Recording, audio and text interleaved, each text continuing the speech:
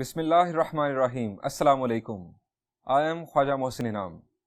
Students, आज हम discuss करेंगे exercise 12.2। Exercise 12.2 is about solution of right triangle. आपको याद है सॉल्यूशन ऑफ ट्रायंगल के से क्या मुराद है? जी, हमने लास्ट लेक्चर्स में डिस्कस किया था सॉल्यूशन ऑफ अ ट्रायंगल। क्या मतलब है इसका? जी, the process of finding unknown elements of a triangle is called solution of triangle। हमने यहां बात करनी है specifically solution of right triangle की। हमने ये भी डिस्कस किया था कि राइट ट्राइंगल क्या है। क्या है राइट ट्राइंगल? जी, एक ऐसी ट्राइंगल जिसका एक एंगल राइट हो, यानी 90 डिग्रीज हो। आइए राइट ट्राइंगल को डिस्कस करते हैं और देखते हैं कि वो कौन से टूल्स हैं कि जिनकी मदद से हम किसी राइट ट्राइंगल को सॉल्व कर सकते हैं।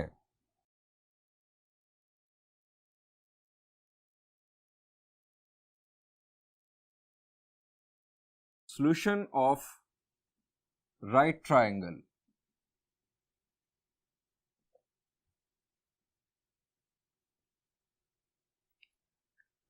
जी स्टूडेंट्स, राइट ट्राइंगल को सॉल्व करना आपने पिछली क्लासेस में भी सीखा होगा।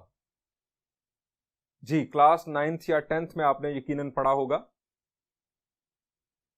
कौन से टूल्स हैं कि जो यूज करते हुए हम राइट ट्राइंगल को सॉल्व कर सकते हैं?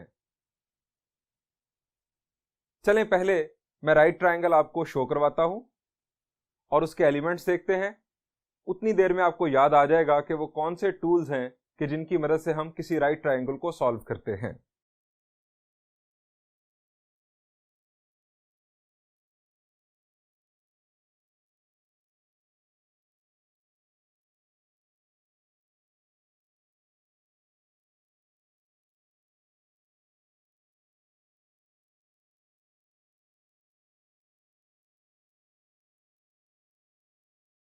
स्टूडेंट्स, आप जानते हैं कि राइट ट्राइंगल एक ऐसी ट्राइंगल जिसमें एक एंगल 90 डिग्रीज हो। तो यहां पर 90 डिग्रीज कहां दिखाई दे रहा है आपको? यहां पर? यहां पर? यकीनन नहीं। आप जानते हैं कि राइट एंगल है यहां पर। This is right angle.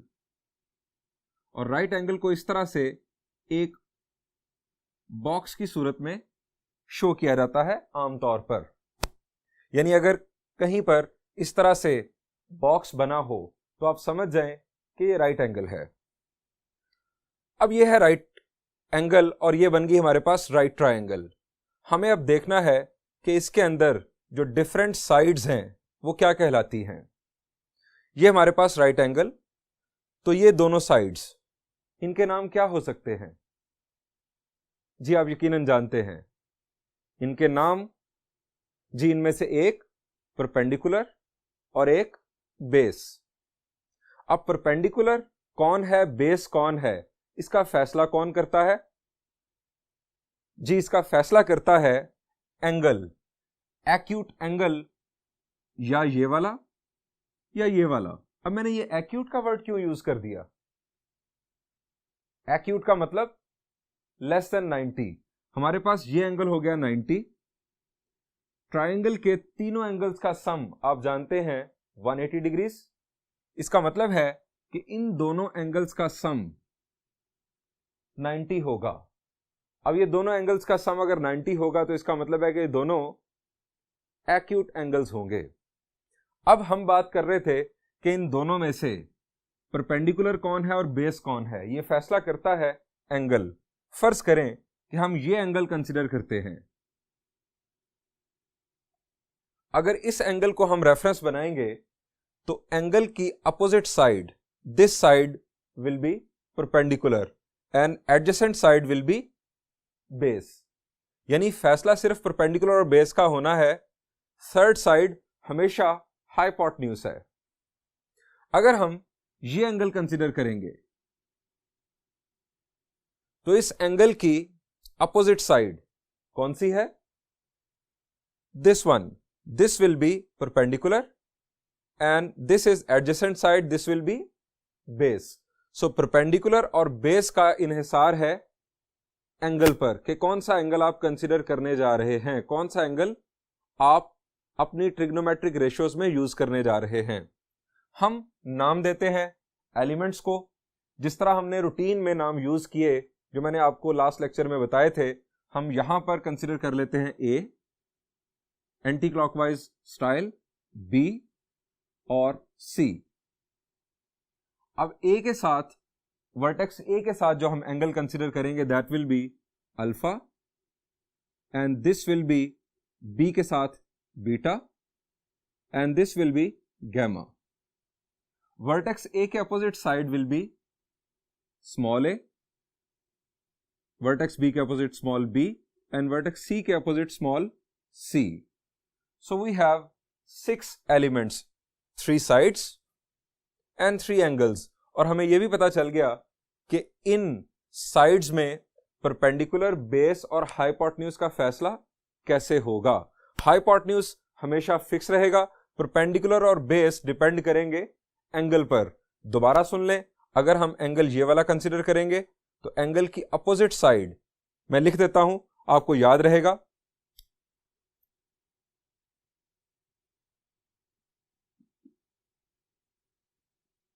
Perpendicular and base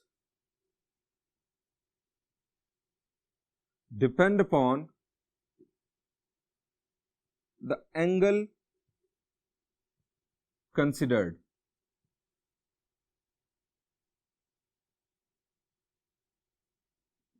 Opposite side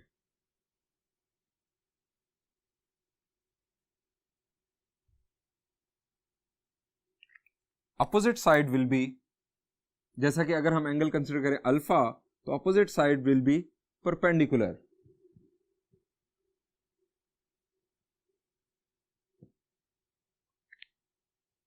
adjacent side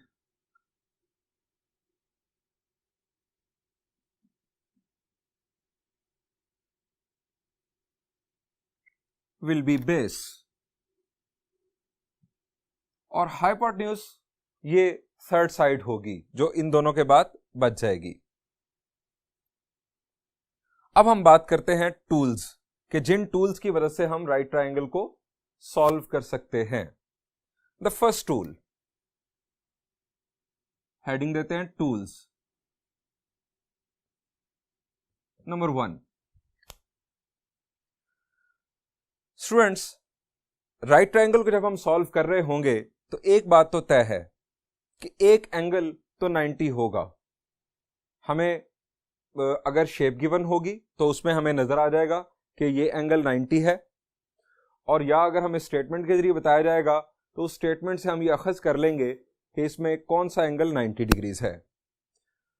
हमें फर्ज करें एक और एंगल भी साथ गिवन हो, इन दोनों में से कोई एक एंगल, एक्यूट एंगल एक और भी गिवन हो, तो हम ये तीनों एंगल्स, थर्ड एंगल इनफैक्ट, किस तरह लेकर आएंगे जी। यानी 2 एंगल्स गिवन है, थर्ड एंगल फाइंड आउट करना है, क्या करेंगे जी। हम उस फैक्ट को ज़हन में रखेंगे कि ट्रायंगल के तीनों एंगल्स का सम 180 डिग्रीज है, और ये वो फॉर्मूला है कि जो सिर्फ और सिर्फ राइट ट्रायंगल के लिए नहीं है, it is fact, it is reality for all triangles, for any triangle it is true. Alpha plus beta plus gamma is equal to 180 degrees, यानी ये हमारा first formula. It is not true only for right triangle, it is true for any triangle. हम इसके साथ खास तौर पर लिख देते हैं,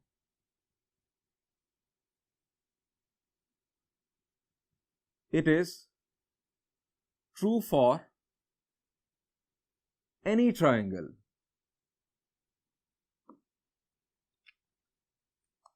नंबर 2, स्टूडेंट्स रिकॉल करें राइट ट्रायंगल को सॉल्व करने का एक और फॉर्मूला जो आपने पिछली क्लासेस में यूज किया होगा जी। आपको याद आ गया होगा, मेरे इंग्लिश मीडियम स्टूडेंट्स जिन्होंने मैट्रिक इंग्लिश मीडियम में किया उन्होंने पढ़ा होगा पाइथागोरस थ्योरम। पाइथागोरस थ्योरम क्या था? जी बिल्कुल, hypotenuse square is equal to perpendicular square plus base square. और मेरे उर्दू मीडियम स्टूडेंट्स, अब उन्हें अपने आप को अपग्रेड करना है, अपने आप को कन्वर्ट करना है इंग्लिश मीडियम में, इंग्लिश लैंग्वेज में। जी, उन्होंने क्या पढ़ा? पाइथागोरस थ्योरम को उन्होंने पढ़ा मसला फिसागोरस। और क्या था? जी, उर्दू मीडियम स्टूडेंट्स जरा सुन ले, तब उसके बाद फॉर्मूला की बात कर लेते हैं। मैं आपको रिकॉल, बल्कि इनफैक्ट आपको बता देता हूं कि हम ये जो वर्ड यूज कर रहे हैं परपेंडिकुलर या बेस, परपेंडिकुलर जो है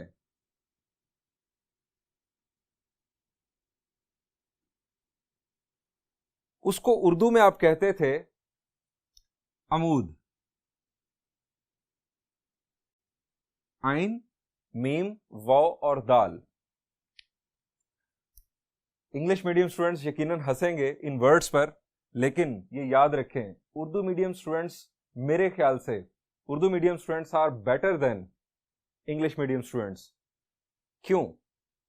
उन्होंने मैट्रिक उर्दू मीडियम लैंग्वेज में किया, उर्दू मीडियम में किया।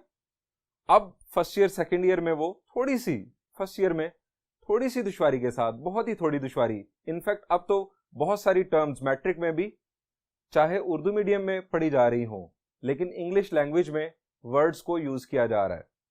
सो वो उर्दू से इंग्लिश में अपने आप को अपग्रेड कर लेंगे, और जब कभी वो फ्यूचर में किसी को मैथमेटिक्स समझा रहे हों, किसी भी फोरम पर मैथमेटिक्स पर बात कर रहे हों, तो वो उर्दू मीडियम और इंग्लिश मीडियम दोनों तरह के लोगों को डील कर सकेंगे। दोनों के लिए उनके पास टर्म्स और वोकैबुलरी मौजूद होगी। लेकिन इंग्लिश मीडियम स्टूडेंट्स सिर्फ और सिर्फ चूंकि इंग्लिश लैंग्वेज जानते हैं, सो वो उर्दू मीडियम लोगों को बात करते हुए, समझाते हुए दुश्वारी का सामना करेंगे। परपेंडिकुलर का मतलब अमूद, और दूसरा वर्ड यूज किया मैंने बेस। बेस को उर्दू में हम कहते हैं कायदा।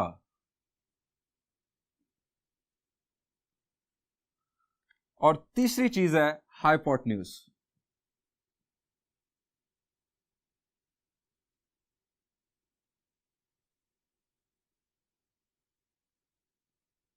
और इसे हम कहते हैं उर्दू में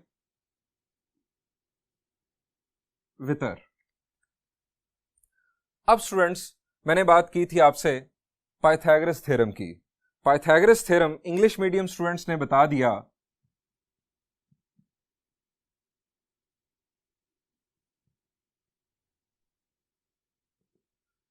कि वो है hypotenuse square is equal to perpendicular square plus base square. ये बिल्कुल वही है जो आपने उर्दू में पढ़ा। वतर का मुरब्बा बराबर होता है कायदे के मुरब्बा प्लस कायदा का मुरब्बा प्लस अमूद का मुरब्बा। मुरब्बा किसे कहते हैं? जी बिल्कुल, मुरब्बा कहते हैं उर्दू लैंग्वेज में स्क्वायर को। So hypotenuse square is equal to perpendicular square plus base square. अब मजीद बात आगे बढ़ाते हैं कि ये यूज कब होगा। आप इसमें देख रहे हैं कि इसमें तीनों साइड्स का जिक्र है। स्टूडेंट्स, आपके पास अगर दो साइड्स की लेंथ्स गिवन हो, कोई सी दो साइड्स, परपेंडिकुलर या बेस, बेस या हाइपोटेन्यूज, कोई सी दो साइड्स अगर गिवन हो, तो हम उन दो साइड्स को यूज करते हुए थर्ड साइड की लेंथ फाइंड आउट करेंगे by using Pythagoras theorem. First formula, दो एंगल्स गिवन हो, थर्ड एंगल फाइंड आउट करना है। यहां पर अगर दो साइड्स गिवन हो, थर्ड साइड फाइंड आउट करनी है। अब तीसरी और आखिरी चीज, स्टूडेंट्स, हमें अगर फर्ज करें कि दो साइड्स गिवन हैं और हमें एंगल फाइंड आउट करना है, कोई खास एंगल फाइंड आउट करना है, दो साइड्स गिवन हैं, परपेंडिकुलर और हाइपोटेन्यूज गिवन है, और हमें एंगल फाइंड आउट करना है, एक खास एंगल, परपेंडिकुलर या बेस गिवन है, बेस या हाइपोटेन्यूज गिवन है, तब हम क्या करेंगे? जी रिकॉल करें। जी, ट्रिग्नोमेट्रिक रेशोज आपको हिंट दे रहा हूं। ट्रिग्नोमेट्रिक रेशोज यूज करते हुए आप फाइंड आउट कर सकते हैं, अगर दो साइड्स गिवन हो तो एंगल, और अगर एंगल और एक साइड गिवन हो तो दूसरी साइड। अब ये ट्रिग्नोमेट्रिक रेशोज, ये याद करने के लिए इंग्लिश मीडियम स्टूडेंट्स को एक सेंटेंस बताया गया था। जी, क्या सेंटेंस था? जी बिल्कुल, आपको सही याद आ रहा है, वेरी गुड, जबरदस्त। क्या सेंटेंस था? Some people have curly brown hair through proper brushing. ये सम पीपल हैव, ये मेरे बारे में बात नहीं हो रही, ये कोई और ही लोग हैं, माशाल्लाह बड़े खुशकिस्मत लोग हैं। लाइन लिख देता हूं मैं आपको। Some people have, then we have curly brown hair, and then we have through proper brushing। अब इनका मतलब क्या है? ये भी इंग्लिश मीडियम स्टूडेंट्स आपको यकीनन याद है, उर्दू मीडियम स्टूडेंट्स को बताना है हमने। इनका मतलब, इनफैक्ट यहां पर सेमीकोलन आना चाहिए। Some people have, S for sin, sin theta. मैं यहां पर यूज कर रहा हूं थीटा। हमें नहीं पता कि ये अल्फा होगा, बीटा होगा, गैमा होगा, ये डिपेंड करेगा सिचुएशन पर। हम वहां पर सिचुएशन के मुताबिक देखेंगे कि परपेंडिकुलर और हाइपोटेन्यूज हमारे पास गिवन है, तो जो एंगल है उसका नाम क्या है। थीटा जनरली मैंने नाम यूज किया। Sine, S for sine, P for perpendicular और H फॉर हाइपोटेन्यूज। इसी तरह से अब देखते हैं second one, curly brown hair. C for, आप पैटर्न को देखते हुए जज कर लें। C for cosine, B for base and H for hypotenuse. And last one, T for, जी पैटर्न आपने देख लिया, T for tangent, P for perpendicular and B for base. यानी sine theta is equal to perpendicular over hypotenuse, cosine theta is equal to base over hypotenuse and tangent theta is equal to perpendicular over base.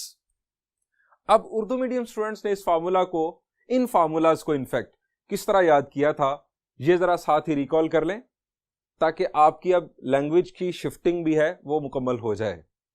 Urdu medium students perpendicular, base और hypotenuse को, जैसा कि मैंने आपको पहले बताया कि वो क्या कहते हैं, परपेंडिकुलर को अमूद, बेस को पायदा, हाइपोटेन्यूज को वतर। सो स्टूडेंट्स, उन्होंने किस तरह याद किया?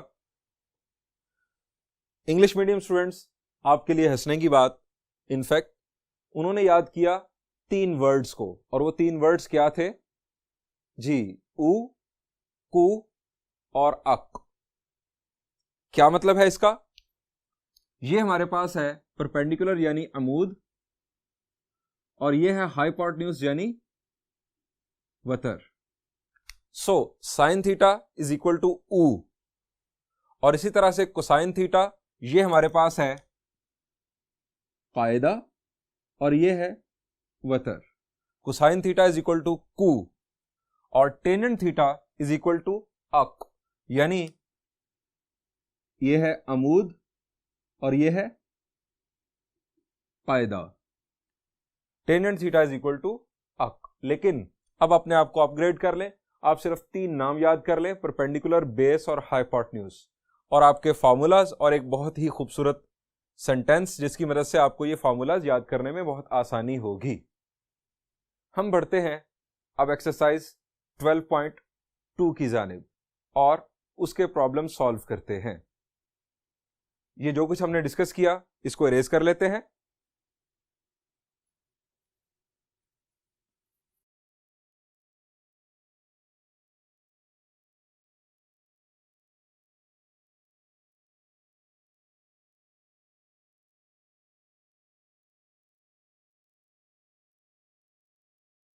एक्सरसाइज 12.2,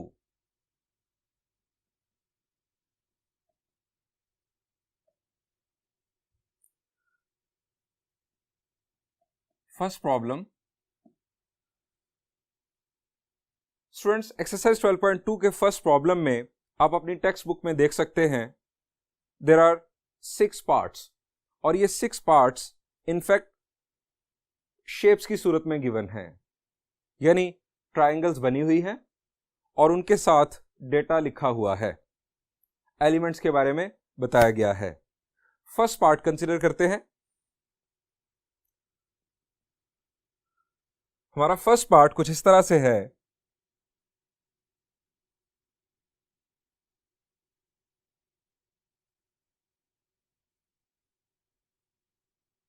एक राइट ट्राइंगल ड्रॉन है, ये एंगल है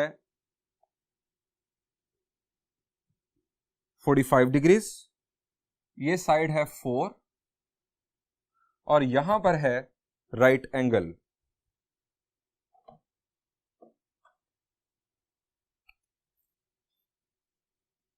यानी यहां पर है राइट एंगल, और हमें कहा गया है कि इस ट्राइंगल को सॉल्व करें। सबसे पहले तो हमें देखना है कि हमें कितने एलिमेंट्स और कौन कौन से एलिमेंट्स गिवन है और हमें क्या फाइंड आउट करना है। हमारे पास एक एंगल 45 डिग्रीज, एक एंगल 90 और एक साइड है 4। हमें रिमेनिंग एलिमेंट्स फाइंड आउट करने हैं, यानी 3 एलिमेंट्स गिवन है और 3 एलिमेंट्स हमें फाइंड आउट करने हैं। सबसे पहला काम जो हमें करना चाहिए वो है नेमिंग। हम इस ट्राइंगल को नाम दे दें, नेमिंग कर दे, नोटेशन का यूज करें ताकि उसके बाद हम आसानी से इसको समझ जाएं। यूजुअली हम यूज करेंगे ए, बी और C anticlockwise. Using notation of triangle we have। अब ए के साथ ये एंगल क्या होगा जी, हम डिस्कस कर चुके हैं। पिछला जो हमने डिस्कस किया उसको जहन में रखें। This is alpha and this angle is beta. This side is जी बिल्कुल ए, बी के opposite side this is small b and c के opposite side this is small c। We have, हमारे पास क्या कुछ है, हमारे पास है angle alpha that is 45 degrees, angle beta that is 90 degrees, और हमारे पास है स्मॉल a दैट इज 4। और हमें फाइंड आउट करना है, हमें फाइंड आउट क्या करना है, हमें फाइंड आउट करना है this one that is angle gamma. हमें फाइंड आउट करनी है साइड C और साइड B।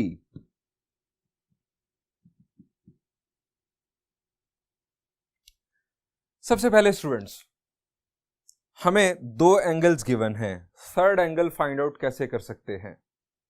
अच्छा, जरूरी नहीं है कि आप मेरे ही सीक्वेंस से चले सोचने के अंदाज में। आप पहले इस एंगल को और इस साइड को देखते हुए आप किसी दूसरी साइड का भी सोच सकते हैं कि वो कैसे फाइंड आउट किया जाएगा। ये कोई जरूरी नहीं कि आप मेरे ही सीक्वेंस से चलें। मैं पहले बात कर रहा हूं कि अगर हमारे पास 2 एंगल्स गिवन है तो थर्ड एंगल कैसे फाइंड आउट करेंगे।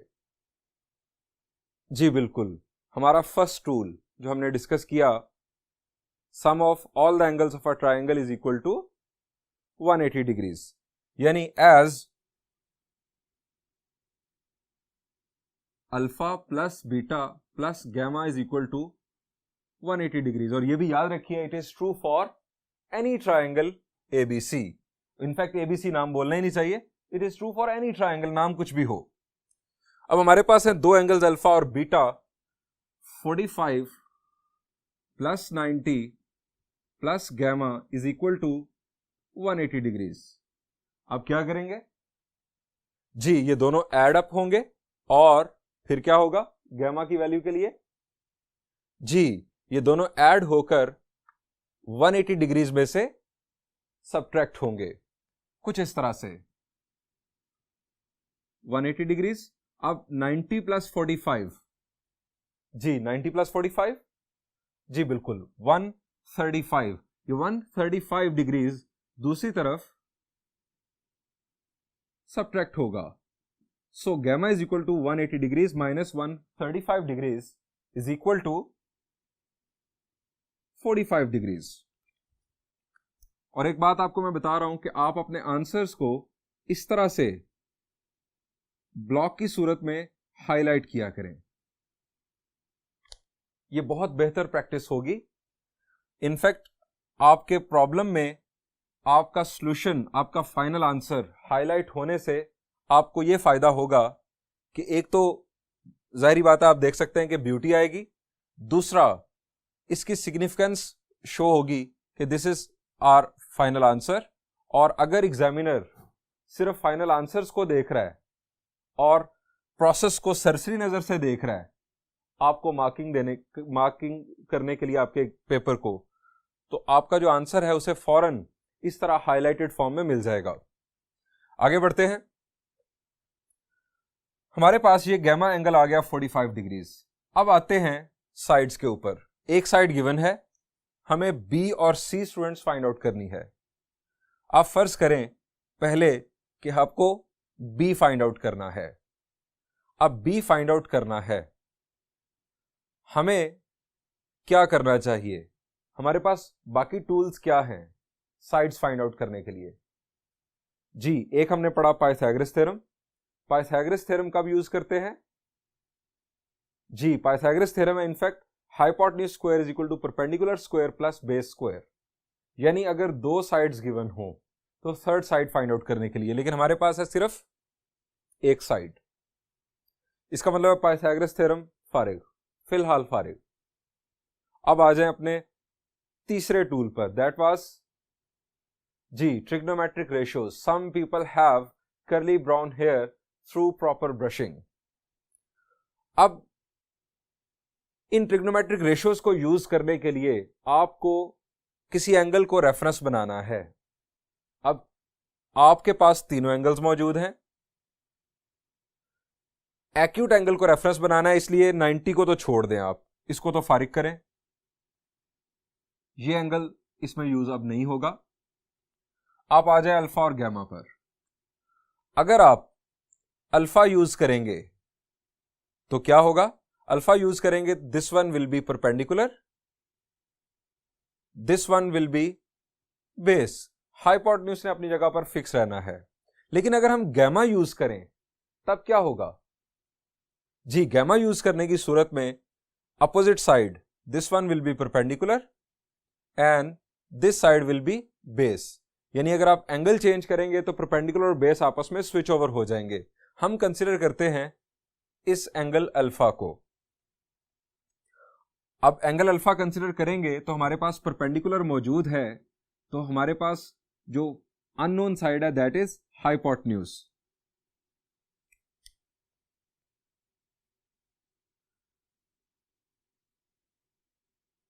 यूजिंग अल्फा एज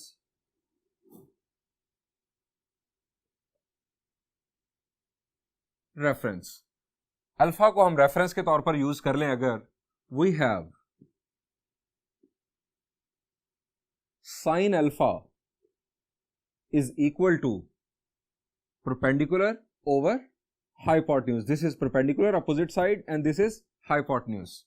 हमारे पास है 4 ओवर, इनफैक्ट यहां पर हमें अल्फा की वैल्यू यूज कर लेनी चाहिए ताकि हमारे स्टेप्स भी थोड़े कम हो जाए। Sine 45 is equal to 4 over B. अब हमें बी की वैल्यू फाइंड आउट करना है, तो बी की वैल्यू फाइंड आउट करने के लिए क्या करेंगे? जी, बी हमारे पास आ जाएगा लेफ्ट साइड पर 4 divided by sine of 45, b is equal to 4 divided by sine of 45 degrees. Students क्या है वैल्यू? जी साइन ऑफ 45 डिग्रीज। आपको ये वैल्यूज याद होनी चाहिए। इनफैक्ट 0, 30, 45, 60 ये वो कॉमनली यूज एंगल्स हैं कि जिनकी ट्रिग्नोमेट्रिक वैल्यूज आपको याद होनी चाहिए। मैंने आपको एक लेफ्ट हैंड ट्रिक भी सिखाया था इन वैल्यूज को याद करने के लिए, याद है आपको? मैं सिर्फ वो यूज करके भी बता रहा हूं, रिकॉल मुकम्मल नहीं करवाऊंगा।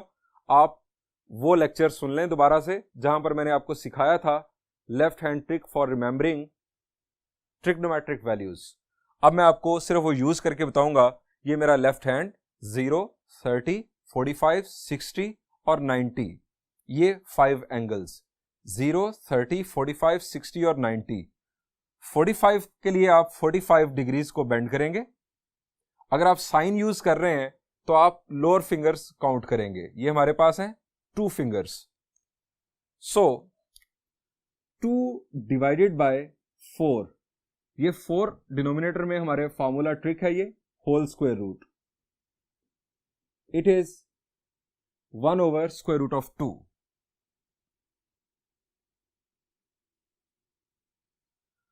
अब इसको सिंप्लीफाई अगर हम करेंगे तो 1 over square root of 2, square root of 2 students कहां शिफ्ट होगा?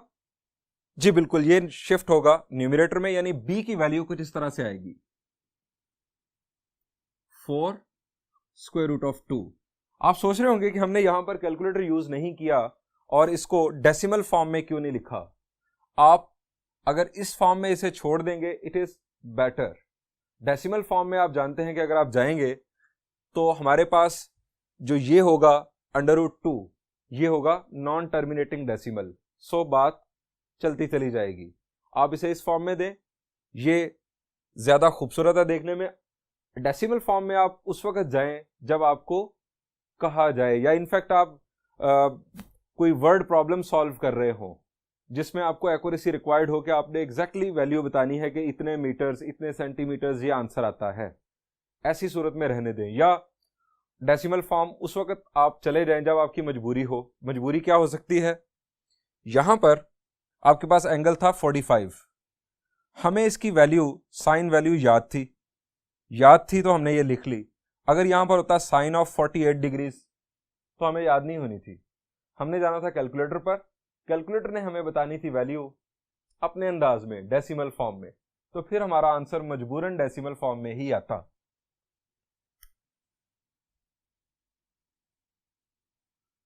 अब स्टूडेंट्स हमें फाइंड आउट करना है c।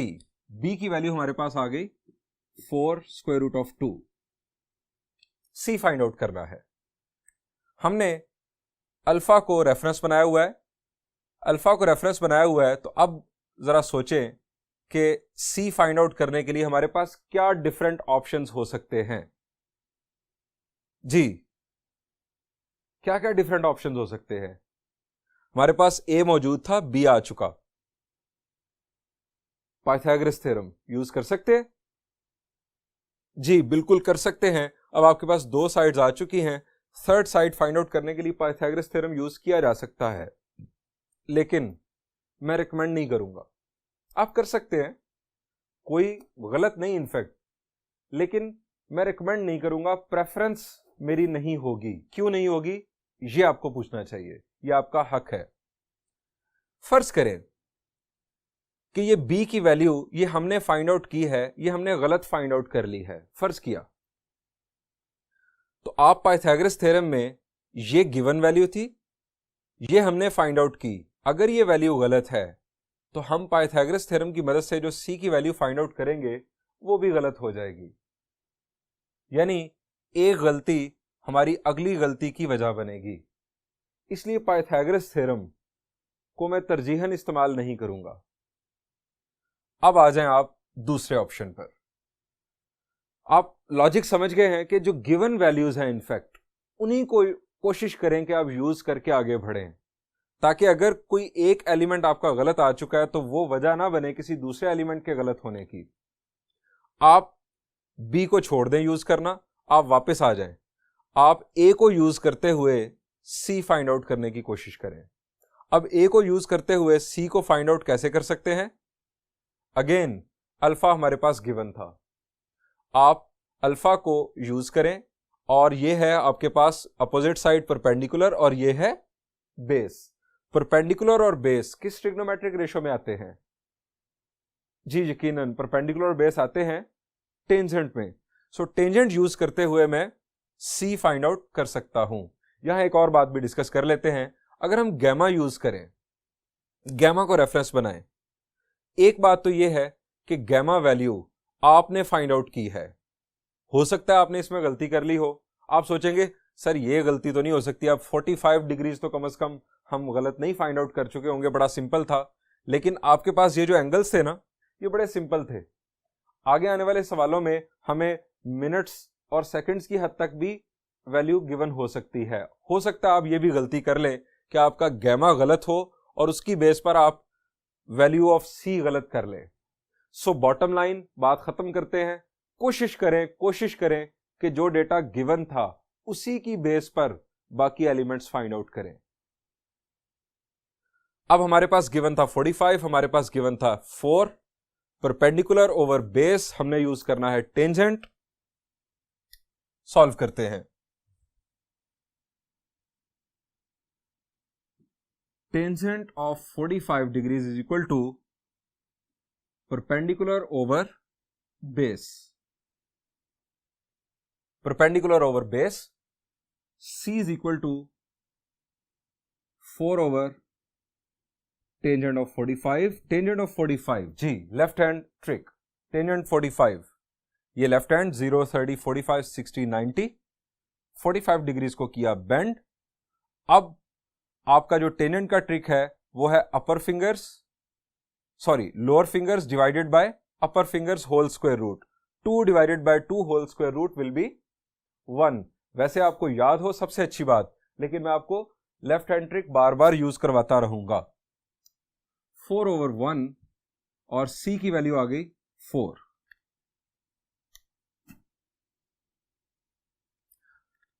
स्टूडेंट्स कंक्लूड करते हैं, हमें गिवन थे 3 एलिमेंट्स और रिमेनिंग 3 एलिमेंट्स 1, 2 और 3 ये हमने फाइंड आउट कर लिए।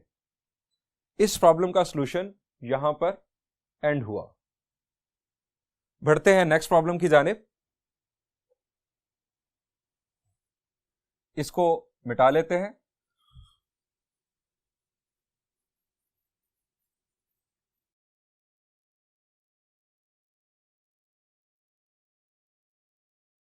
जी नेक्स्ट कंसीडर करते हैं थर्ड पार्ट।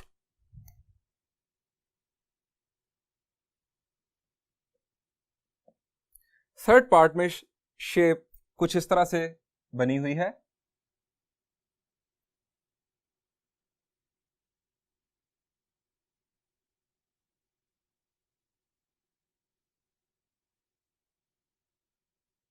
यहां 5, यहां 10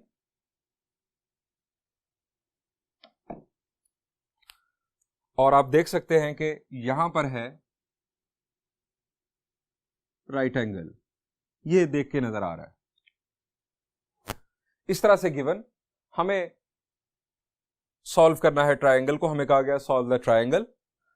bye solving a right triangle we mean to find unknown elements. Unknown elements find out करने के लिए हम नेमिंग करते हैं। अगेन कोशिश करते हैं हम कि हम जो नेमिंग है वो एंटी क्लॉकवाइज हो। आप इसे इस तरह से एंटी क्लॉकवाइज कर लें, यहां से स्टार्ट ले लें, हम यहां से स्टार्ट ले लेते हैं, घबराना नहीं। आप ए बी सी यहां पर कर लें, आप एंटी क्लॉकवाइज ए बी और सी यहां से स्टार्ट ले लें, ए बी सी, इससे कोई फर्क नहीं पड़ना। असल चीज है आपका कॉन्सेप्ट ए बी और सी।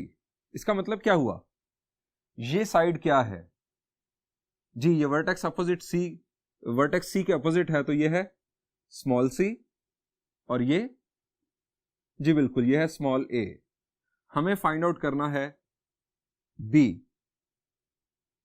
और ये एंगल सी के साथ ये है गैमा, ये एंगल है बीटा और ये एंगल है अल्फा। गिवन क्या है, फाइंड आउट क्या करना है, हमें मालूम हो गया। Using notation on triangle we have, हमारे पास है a is equal to, sorry a मैंने अल्फा लिख दिया, a is equal to 5, c is equal to 10 and gamma is equal to 90 degrees. हमें फाइंड आउट करना है b, हमें फाइंड आउट करना है अल्फा और बीटा। जी, हमें एंगल जो गिवन है वो है 90 डिग्रीज। अगर हमें एक्यूट एंगल कोई गिवन होता इन दोनों में से तो हम क्या कर सकते थे? जी, हम ट्रिग्नोमेट्रिक रेशियोज यूज कर सकते थे आगे बढ़ने के लिए, लेकिन अब हमें गिवन नहीं, हम ट्रिग्नोमेट्रिक रेशियो यूज नहीं कर सकते। एक एंगल गिवन है तो हम alpha plus beta plus gamma is equal to 180 degrees, ये फैक्ट भी यूज नहीं कर सकते। सो क्या करें? जी, हमें क्या करना है, हमें ए और सी को यूज करते हुए, चूंकि दो साइड्स गिवन है, हमें थर्ड साइड फाइंड आउट करनी चाहिए। अब ये दो साइड्स क्या हैं ये हमें देखना है। आप यहां पर आ जाएं, ये दो साइड्स क्या हैं? ये है हमारा 90 डिग्रीज, इसका मतलब है कि ये दोनों परपेंडिकुलर और बेस है, इनमें से एक परपेंडिकुलर है और एक बेस है। पाइथागोरस थ्योरम में कोई जरूरी नहीं है इस बात का फैसला करने की कि कौन क्या है। ये परपेंडिकुलर और बेस है दोनों, यानी हमें ये जो 5 गिवन है या तो ये परपेंडिकुलर है या बेस है। ये तो कंफर्म हाइपोटेन्यूज है। जो साइड्स आपस में परपेंडिकुलर हो, 90 डिग्रीज पर हो, वो है परपेंडिकुलर और base. Third side is always hypotenuse. हमें फाइंड आउट करना है परपेंडिकुलर या बेस। हम पाइथागोरस थ्योरम यूज करते हैं और आगे बढ़ते हैं। यूजिंग पाइथागोरस थ्योरम,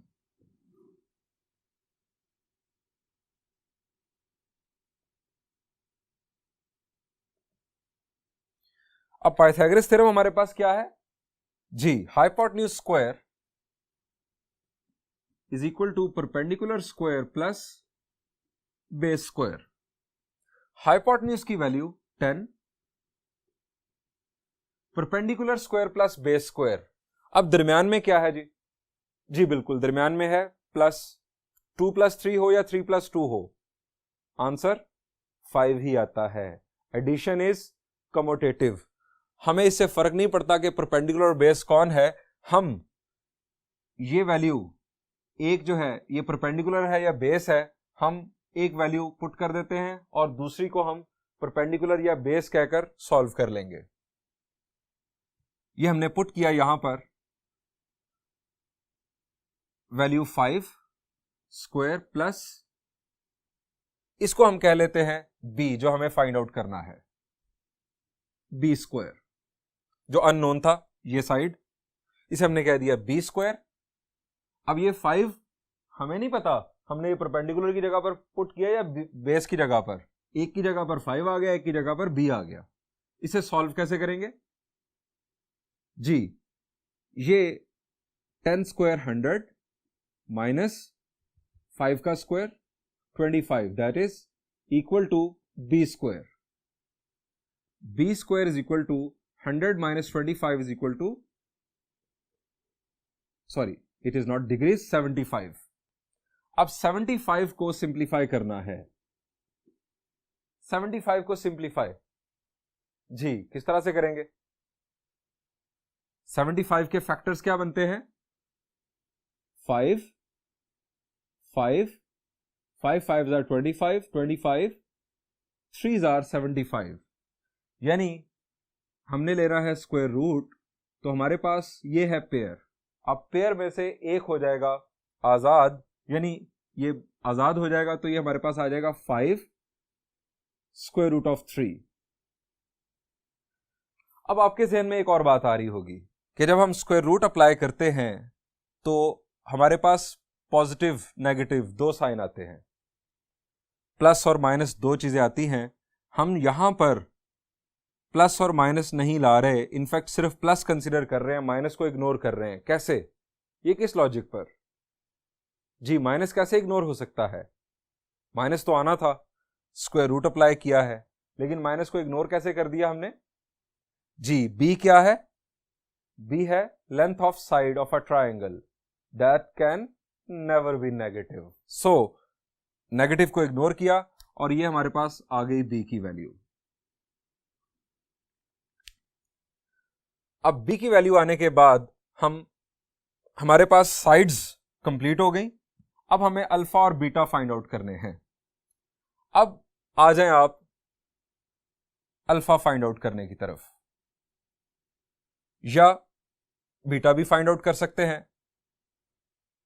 फर्ज करें कि हमें ये नोन वैल्यूज हैं, ये गिवन वैल्यूज थी, ये 5 और 10 ये यूज करनी है और हमें फाइंड आउट करना है बीटा।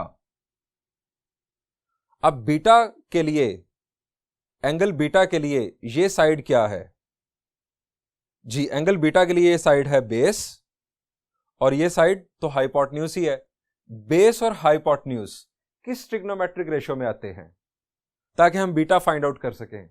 बेस और हाइपोटेन्यूज किस ट्रिग्नोमेट्रिक रेशियो में आते हैं? Base hypotenuse. Some people have curly brown hair through proper brushing. Curly brown hair यानी cosine, as cosine of beta is equal to base over hypotenuse 5 over 10। तो ये simplify करने से हमारे पास 1/2 base is equal to cosine inverse 1/2। अब किस angle का कोसाइन 1/2 होता है, या कोसाइन इनवर्स 1/2 क्या है, या तीसरा और आखिरी ऑप्शन आप यूज कर लें कैलकुलेटर। जी, किस एंगल का कोसाइन 1/2 होता है? जी, अच्छे और मेहनती स्टूडेंट्स जानते हैं, that is 60 degrees. So beta is 60 degrees.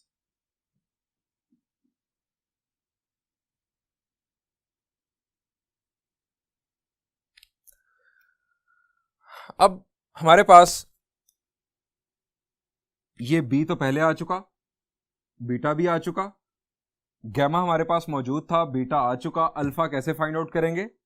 We have two angles, how can we find third angle?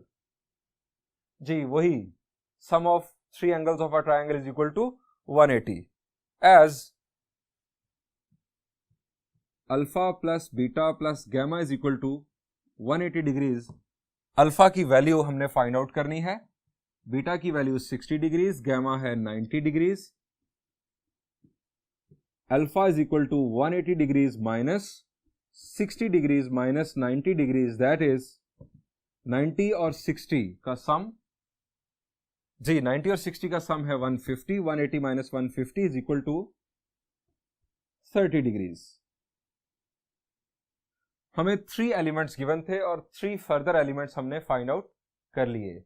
यहां पर इस प्रॉब्लम का सॉल्यूशन एंड हुआ। कीप इन माइंड कि हम ये अल्फा और तरीकों से भी फाइंड आउट कर सकते हैं।